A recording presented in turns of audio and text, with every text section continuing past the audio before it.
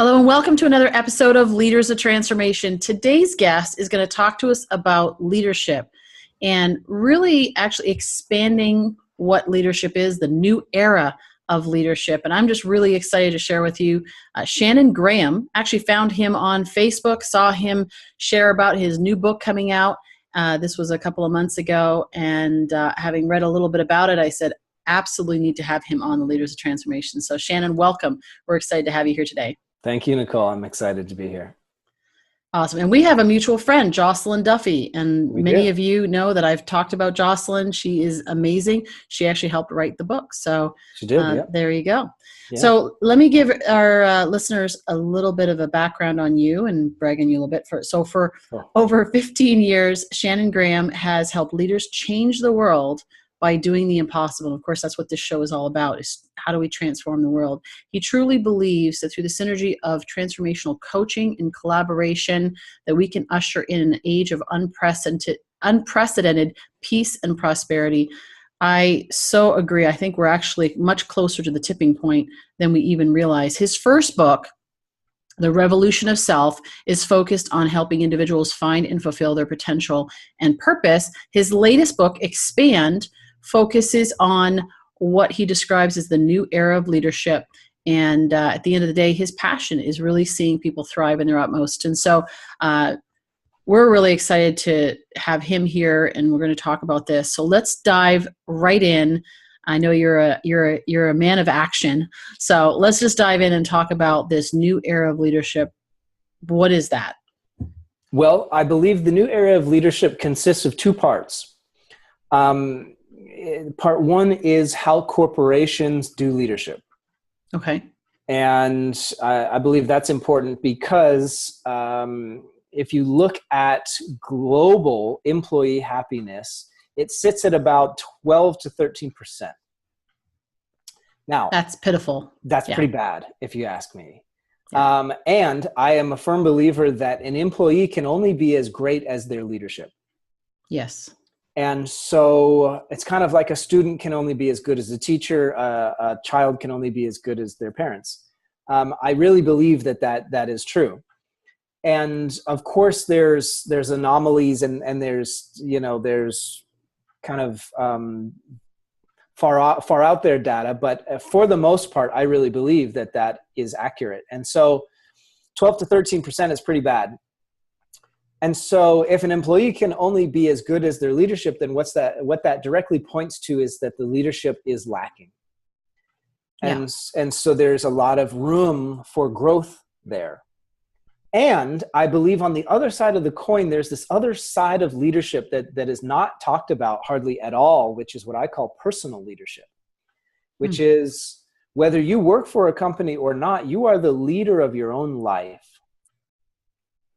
And I also see that kind of like personal fulfillment and happiness globally is pretty low as well. And I see that there's typically a difference between who people are and who they really want to be, what they're doing, what they really want to be doing, what they have, what they really want to have, et cetera, et cetera. And so this need for personal leadership is important as well. And so the book really talks about the new era is about both of those growing at the same time. Well, it's interesting that you say that, because I absolutely agree with you. And I think that the leadership, how effective we are in leading others, is based on how effective we are at leading ourselves first. Can't lead anybody else. Can't lead an organization unless you're effectively leading yourself. And if you did, somewhere along the line, and we certainly have seen that in the news, is there's a disconnect. Somewhere along the line, people go, hey, wait a second, you're telling me one thing and you're doing another, and that doesn't work. And especially nowadays, that doesn't fly with people. I mean, our radar is looking for the frauds. We're looking for the incongruence. And as I call it, I've got a BS meter, right? So I see it a mile away. Yeah. And this is where the reality is. And then when you talk about even those employees, right? They are the leader of their own life as That's right. well. And so it's the example that we're setting there as leaders. So this is a really, really important subject. Now, there's a lot of people out there talking about what it takes to be a great leader, and the important, the 5 keys to being a great leader, all that stuff. So what is your take on, okay, so somebody who wants to improve, they want to expand, right? Yep. To be that leader, to go from where they are to where they want to be, Yep. and they want to change the world. What do they need to know? What do they need to be Yeah. aware of? What do Great they need to question. do? Well, I believe that everything externally, everything that exists in the external is a mirror of internal. And the simple way that we can prove that is everything that you can see that's in the room that you're sitting in right now, at one point did not exist. Right. At one point, there was no such thing as a chair. At one point, there was no such thing as blinds or the art on the wall or the headphones that we're wearing right now. At one point, all of those things existed in here. So everything that exists externally at one point existed internally. Yeah. And so that means that everything is created twice, first here. And so if someone is wanting a different external reality, whether that's a better bottom line for their company, a better culture for their company, a better quality of leadership, all of those things, then the first place that they have to look is what is going on in here that's creating the current reality, and what needs to shift in order to create a different reality. Because if what's being created out here comes from in here, then obviously if what is out here is not what you desire, then something in here needs to change. Yeah. And so the question is, what is that? What is the thing that you need to let go of that's creating the current reality? And what is the thing that you need to embrace in order to create the new one? And once you get clarity about that, then that's kind of when the journey begins. Yeah, absolutely.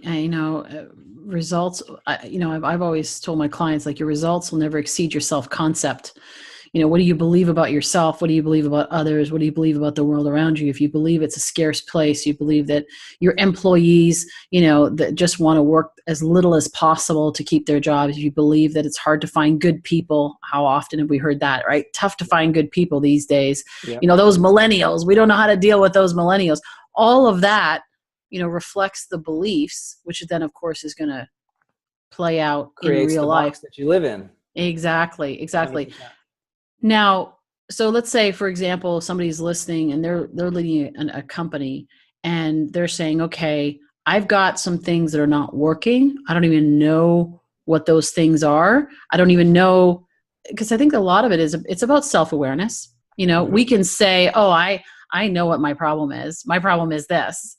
Yeah. And then yet somebody else will look from the outside in and go, actually, that is not where you need to be focusing. You need to be focusing here. So how do you help people identify what is really going to have the greatest impact, rather than shadow boxing at, I got to change my mindset?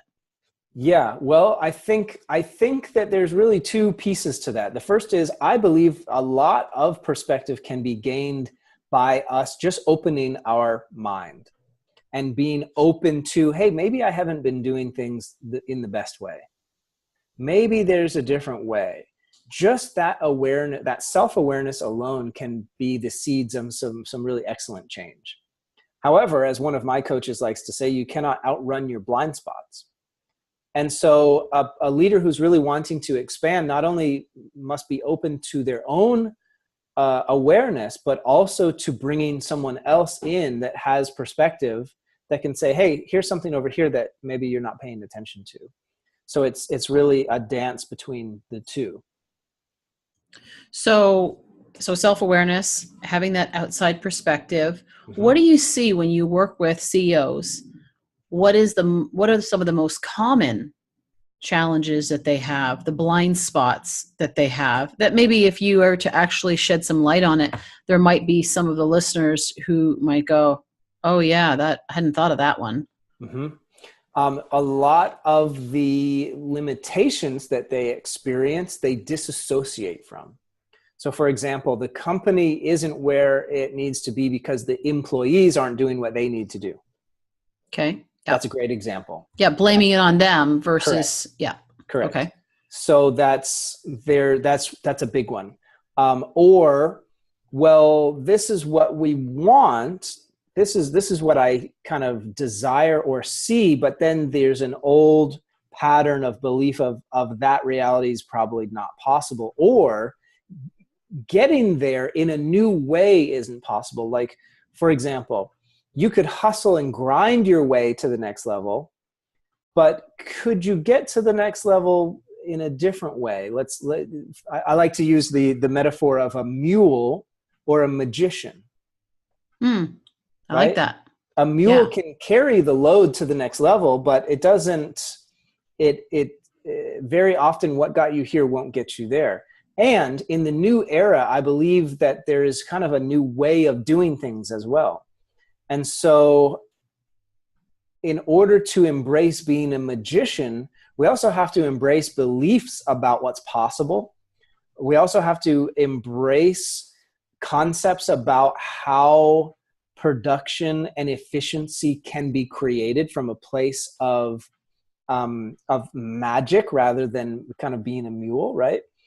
So it's one thing to kind of see that. It's another thing to really deeply believe that that is possible in order to create it. And so that's another way that there's typically some disconnect. So sometimes it's blame, and sometimes it's just a mindset that's limited. Well, I love the idea of the magician, and that just gives there's a whole different energy to that Sure. than the mule. Yeah. And I've certainly been the mule at times and getting tired, trying to get to that next mountaintop. Yeah. So you mentioned about there's a different way of doing things, and then you mentioned about efficiencies and a different way to actually create efficiencies. Talk more about that, and if you have stories or specifics that people can latch on to, that'd be great. Well, from my personal experience, I can share a story. Perfect. That'd be I've great. written 2 books. My first book is titled The Revolution of Self. And it took me almost 3 years to write that book because I approached it from a very mule mentality. I kind of, drudged it out. As I think Hemingway said, writing is simple. All you do is sit down and bleed, which, is kind of in the vein of that mindset. It took me almost 3 years to write that book. It's a great book, and it didn't need to take me that long. Expand, the new book that I just released, took me 5 months. And in my opinion, it is just as good, if not better, than my previous book. And so how did I do that in 5 months? What the other book took me almost 3 years to do? Well, I embraced more efficiency. I embraced a new mindset that, first of all, you have to believe that the thing is possible before it can be possible. It can't be possible unless you believe it's possible. Roger Bannister in the 4-Minute Mile. No one had ever done it, and then he did it, and then a bunch of other people do it. Now people do it all the time. So I had to first and foremost believe that it was possible to produce a high quality piece of work in a short amount of time. I just had to believe that that was possible. That was part 1. Part 2 was I actually had to have systems and strategies set up in order to make that possible. Because if I was to just sit down and type it out like I did with my old book, just from a time perspective, it wouldn't fit. It doesn't, that approach doesn't fit that magic model. So I needed a magic way to execute rather than just a magic mindset. I had to have both. And so I created some things. For example, I had someone interview me. I had someone who knows me and my content fairly well interview me on the book or on the concepts of the book.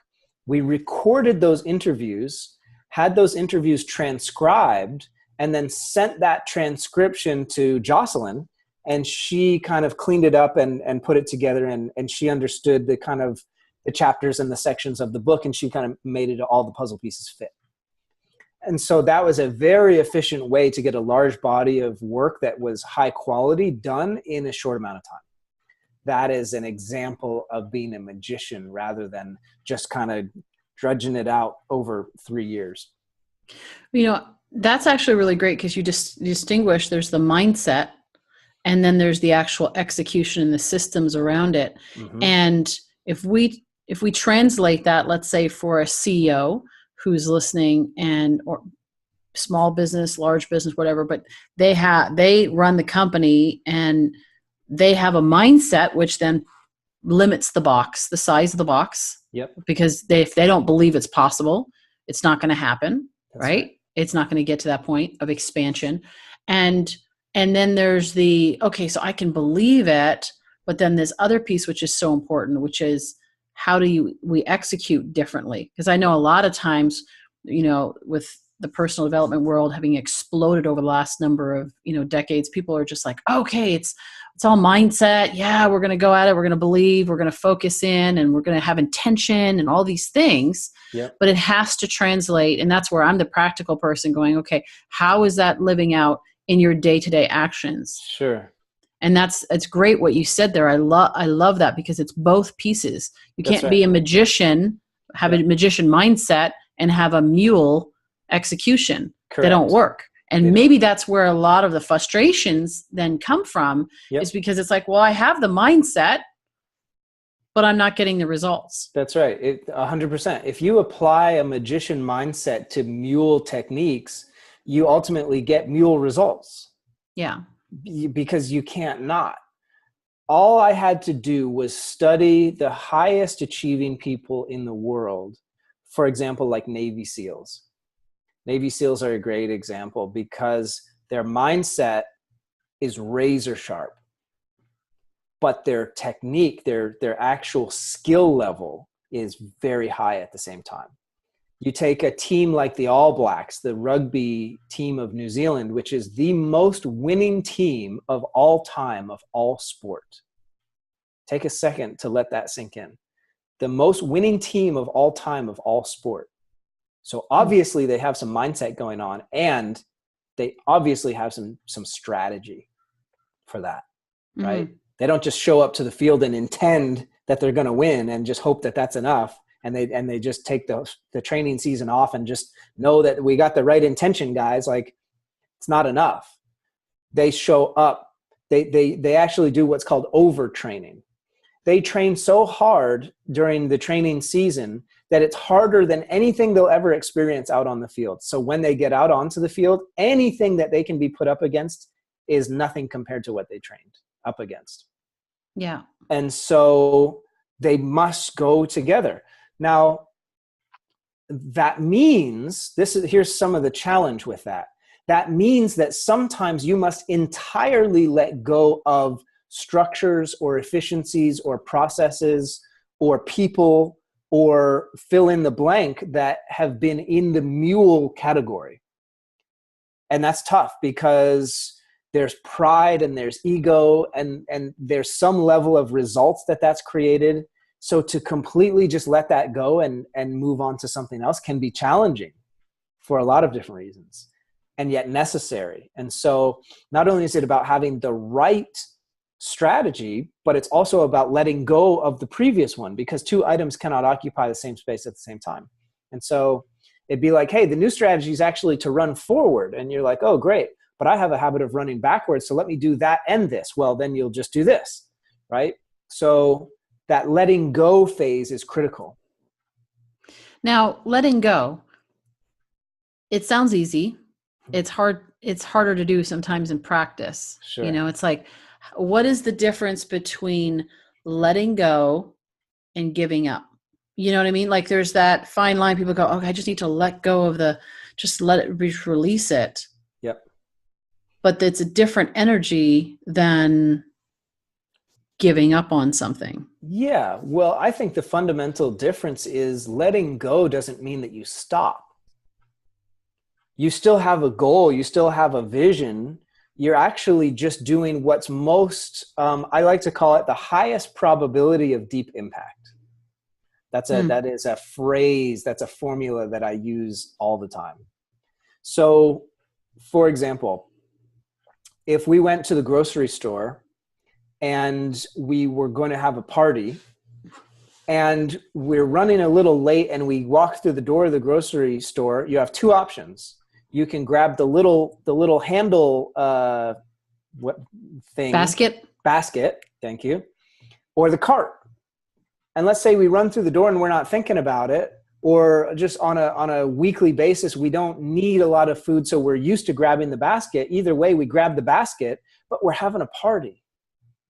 And we get about halfway through our shopping and we realize the basket's full. Like, literally cannot put anything else in it, and we're only 50% of the way done our shopping.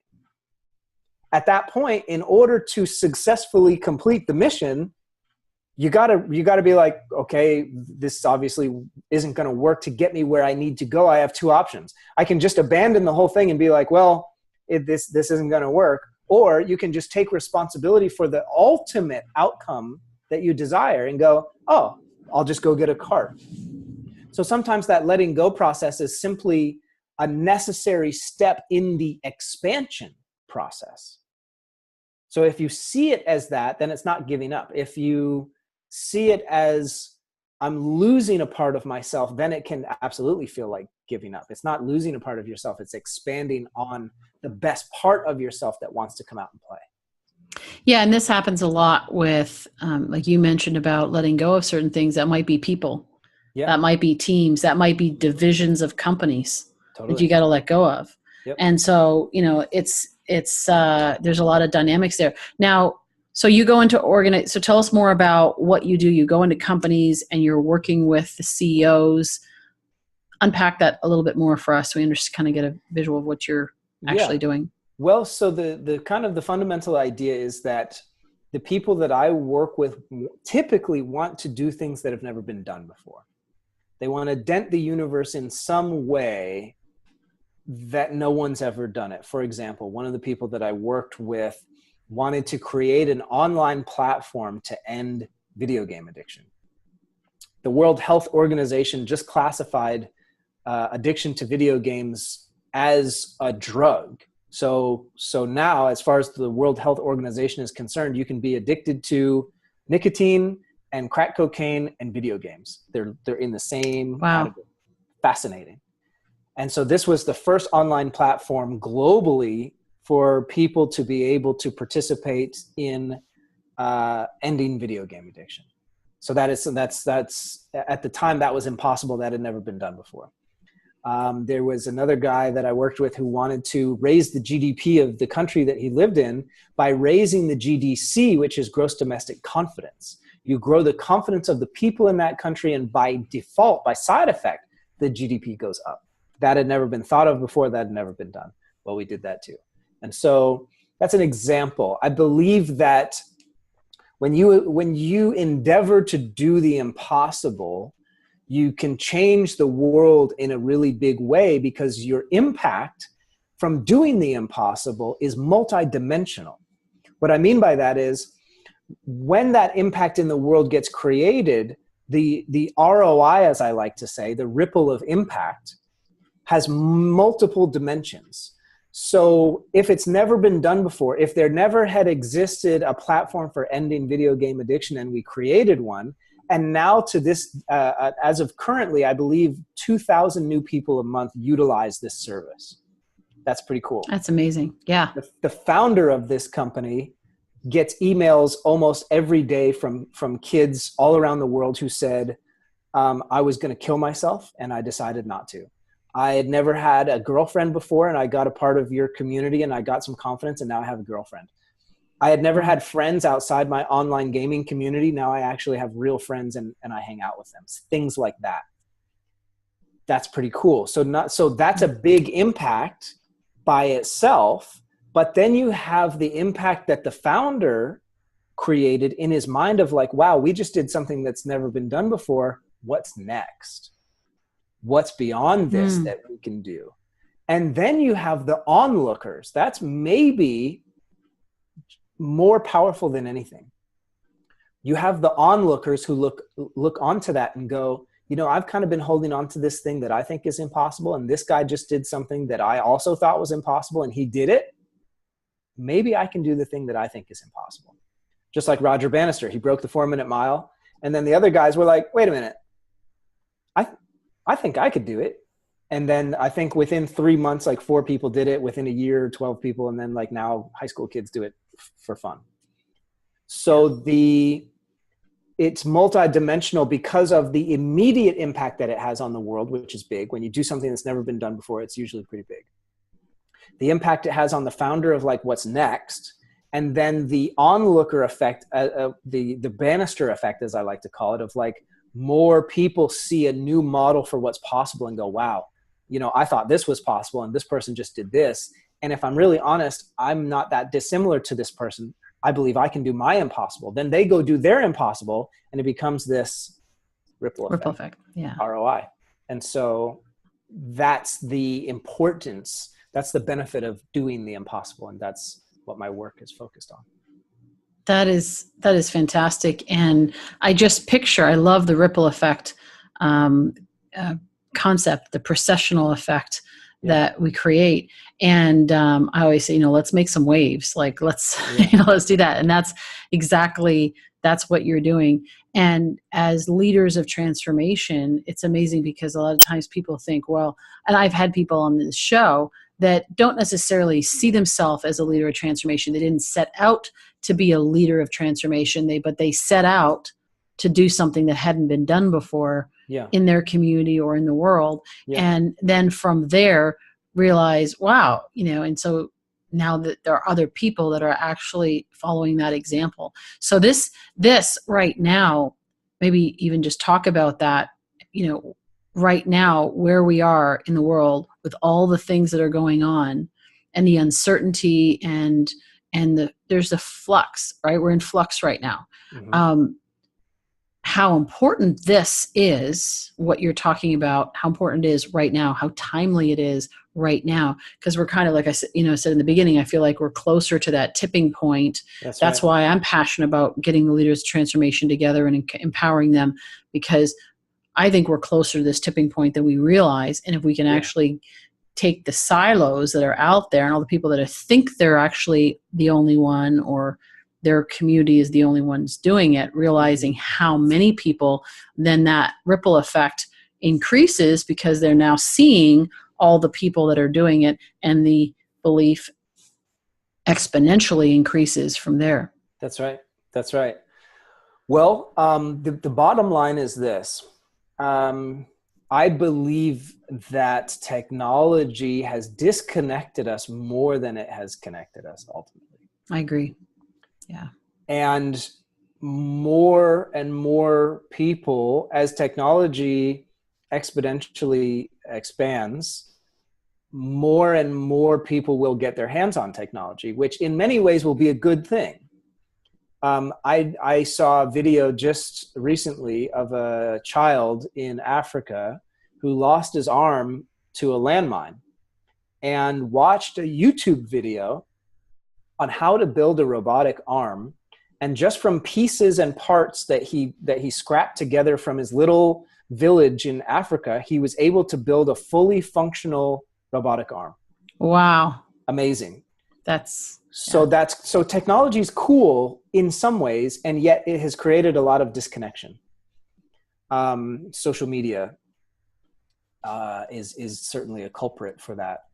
So it's moving at a very exponential rate. So more and more disconnection will be happening if there's not a balance of this side that I'm calling personal leadership, of communities and people coming together and kind of really taking responsibility ultimately for their lives and their quality of life, of each other, of connection. We all have this innate desire to connect. And we're starting to wake up to the idea that this thing isn't going to do it, that your phone cannot create the level of connection that you ultimately desire. No matter how long you scroll down the timeline, you will not achieve the depth of richness that you really desire from another person.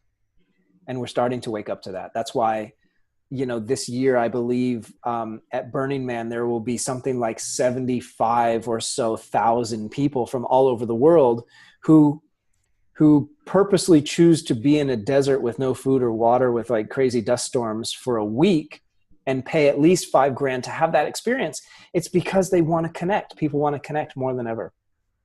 And so to give people a platform, to give people an outlet, to give people a strategy for how to do that, rather than to just leave them to their own devices, I believe is the most important thing we can do. So kind of like that banister effect, people can look up from their phone and go, oh, there's some people actually getting together over there. Oh, there's this leadership group over here that I can be a part of. There's this. And to look up and see an alternative that is attractive. Because currently, most people don't want to look up from their phone because subconsciously they know there's not much that is going to entice them into a new direction.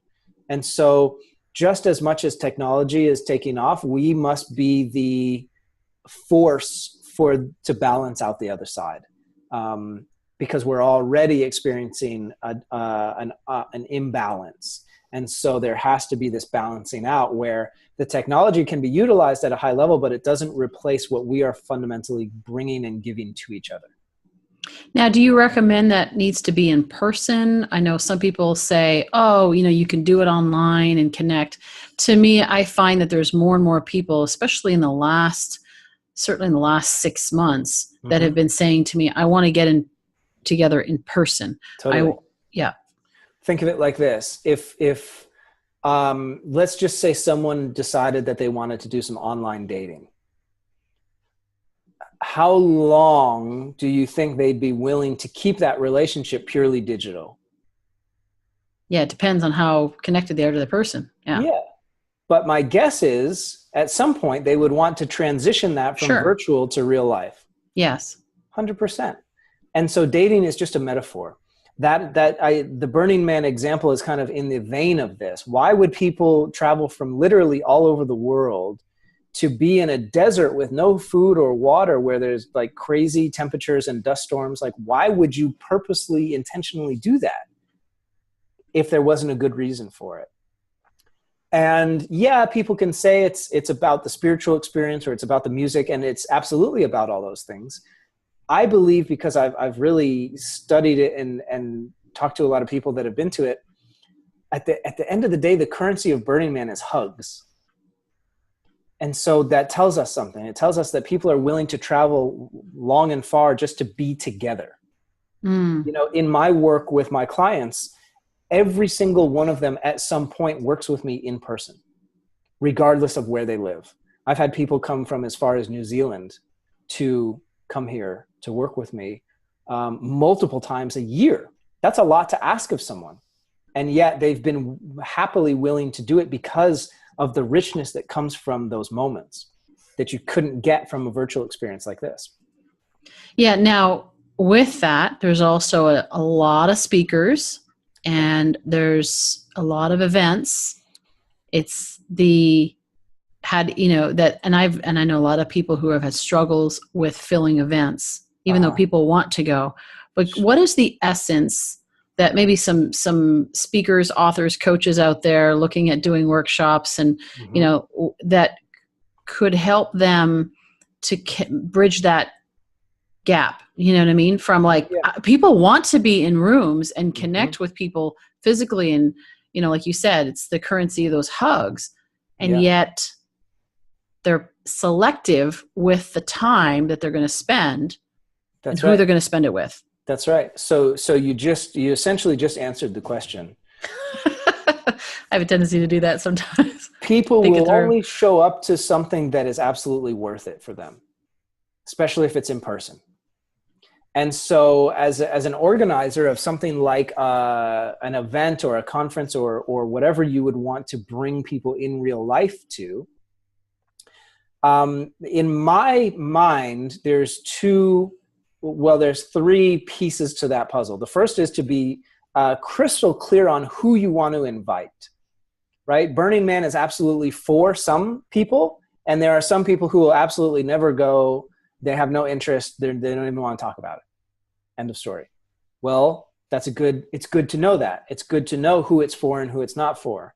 Sometimes, especially with bigger events, people want to put as many butts in the seats as they can. So they kind of open up. The marketing is a little more broad in who it's speaking to.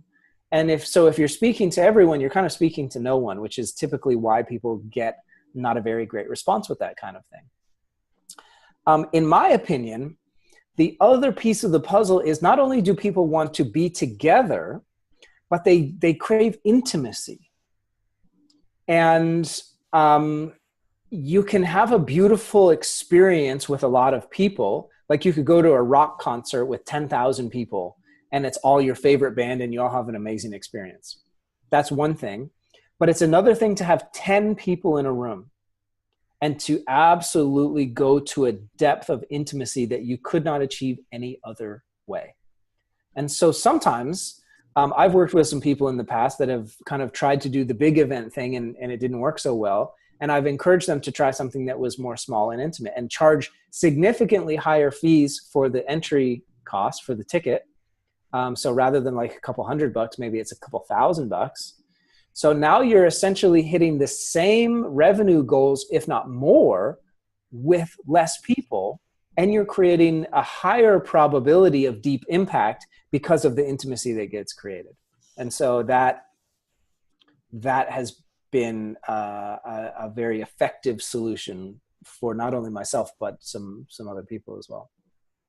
Very interesting. Yeah. Shannon, it's fascinating. Even just listening to you, it's mind, no pun intended, it's mind expanding, and shifting. And that's of course the point of what it is that you do. So many more things that we can unpack. Of course, the best thing would be for people just to get a copy of your book, both books, but in particular, the brand new book that you've got out there now, Expand, so they can get that on Amazon. You mentioned that before to me. They can also go to your website, shannongraham.com, and find out more about you. What would you want to leave our listeners if there was one thing just for them to, as a takeaway? I'm a big believer in taking action. People listen to podcasts and of course there's tons of them out there. They read books and so forth. But to me, the rubber meets the road when they apply it in their life right now and do something with it. That's when the magic happens. Yeah, that's beautiful. I totally agree. I would say that I would kind of create an open invitation to choose one of two paths. There's probably something that you want to do that you're not doing, and that could be personally or professionally, that I would encourage you to at least take the first steps of doing, even if the first action was to simply think differently about it. Because if you haven't been doing it, there's probably some thinking that's preventing you from doing it. So what is the thinking that would encourage you to do it?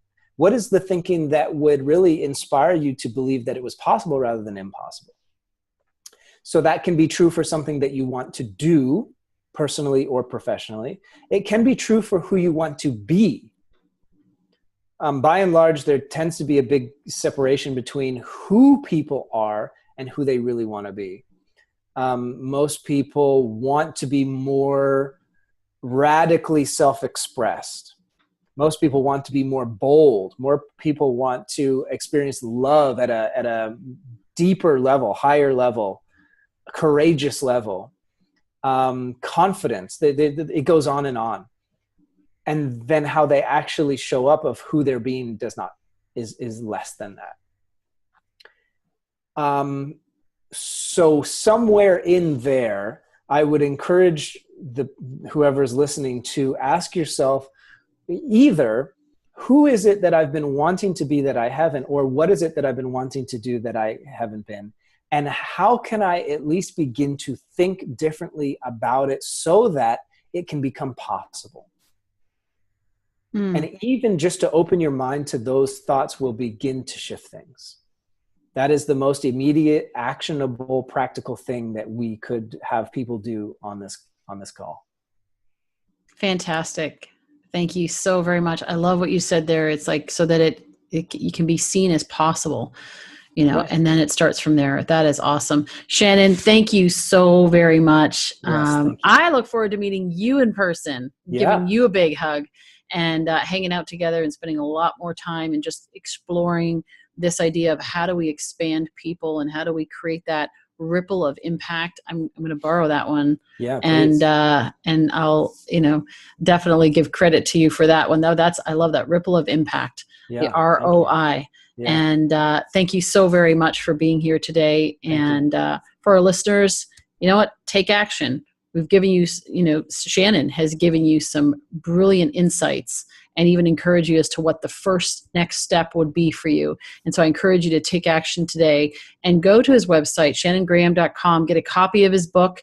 You can go to Amazon or Barnes & Noble, wherever you get your books, and get a copy of his book and absorb that, digest it, and then apply it in your life and expand your vision of what's possible.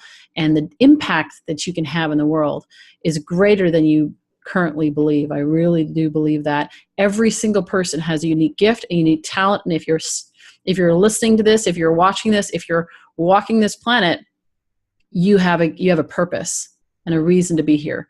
And so your gift to all of us, coming back to all of, what you share, is applying that and doing something with it. And you can make a difference and you can have a huge ripple effect as a result of that. So I encourage you to that. And if you're driving and you don't have a chance to write all that down, Shannon Graham, you're trying to remember it all, it'll all be at the hub, leadersoftransformation.com. You can access it there. We'll make sure all the links are available and you can get connected with Shannon. And we thank you and we look forward to seeing you in the next episode of Leaders of Transformation real soon.